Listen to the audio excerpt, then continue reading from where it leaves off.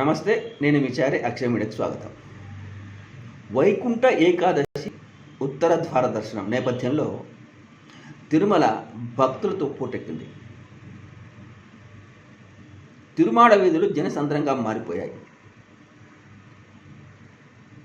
ఈ వైకుంఠ ఏకాదశి సందర్భాన్ని పురస్కరించుకొని శ్రీవారిని మాడవీధిలో ఊరేగించారు.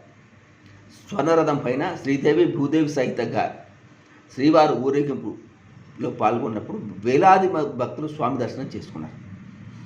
ద్వాదశి సందర్భంగా రేపు శ్రీవారికి చక్రస్నానం కూడా నిర్వహించనున్నట్లు ఆలయ అర్చకులు స్పష్టం చేస్తున్నారు. మరోవైపు వైకుంఠ ఏకాదశి పర్వదినం ఇవాళ శనివారం కావడంతో స్వామి దర్శనానికి భక్తులు పోటెత్తడం జరిగింది. ఈరోజు ఉదయం అంటే తెల్లవారుజామున 1:30 గంటలకు శాస్త్రోక్తంగా శ్రీవారి ఆలయంలోని వైకుంఠ ద్వారాన్ని అర్చకులు తెచ్చారు. శ్రీనివాసుని నిత్య కైంకర్యాలు తిరుప్పావై పట్టణం తర్వాత భక్తులకు దర్శన భాగ్యాన్ని కల్పించారు. మొత్తానికి ఈ ఉత్తర ద్వార దర్శనం అయితే వైకుంఠ ఏకాదశి సందర్భంగా